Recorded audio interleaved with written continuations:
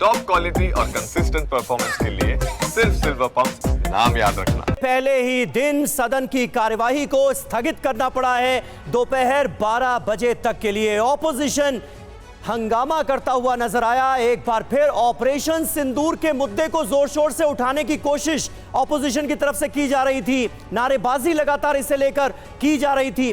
बार बार यह भरोसा दिलाया गया कि सरकार हर मुद्दे पर चर्चा करने के लिए तैयार है, ऑपरेशन सिंदूर पर भी चर्चा के लिए तैयार है। और स्पीकर ओम बिरला की तरफ से भी यह नसीहत बार बार विपक्षी सांसदों को दी गई, लेकिन फिर भी हंगामा जारी रहा और आखिरकार लोकसभा की कार्यवाही को मॉनसून सत्र के पहले ही दिन 12 बजे तक के लिए स्थगित करना पड़ा है। ऑपरेशन सिंदूर पर डिटेल्ड चर्चा की डिमांड की जा रही है विपक्ष की तरफ से। अवधेश जी, कैसे आप देखते हैं और क्या जिस तरह की चर्चा की डिमांड हो रही है, जिस तरह की चर्चा की उम्मीद इस मुद्दे को लेकर, ऑपरेशन सिंदूर को लेकर ऑपोजिशन कर रहा है, क्या वो मुमकिन है आगे? क्या सरकार उसके लिए तैयार होगी? देखिए, संसदीय लोकतंत्र में एक सेकंड सर, ओम बिरला जी ने क्या कहा है जरा सुन लेते हैं उससे पहले।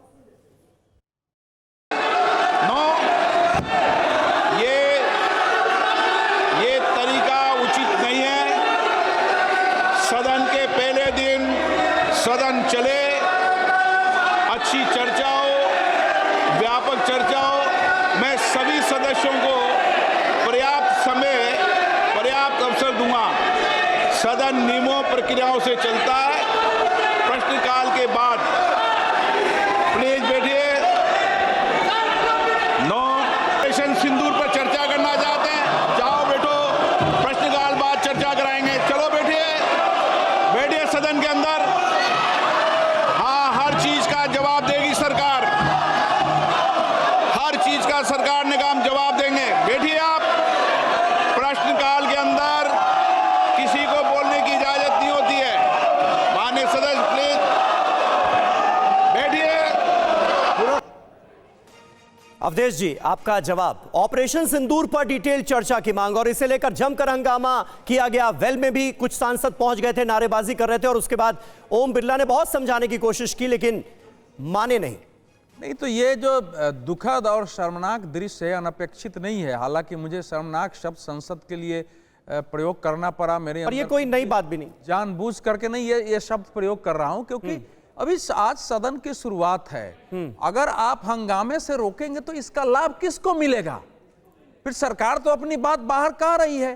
पार्लियामेंट्री फॉर्म ऑफ डेमोक्रेसी, संसदीय लोकतंत्र में संसद शीर्ष इकाई है।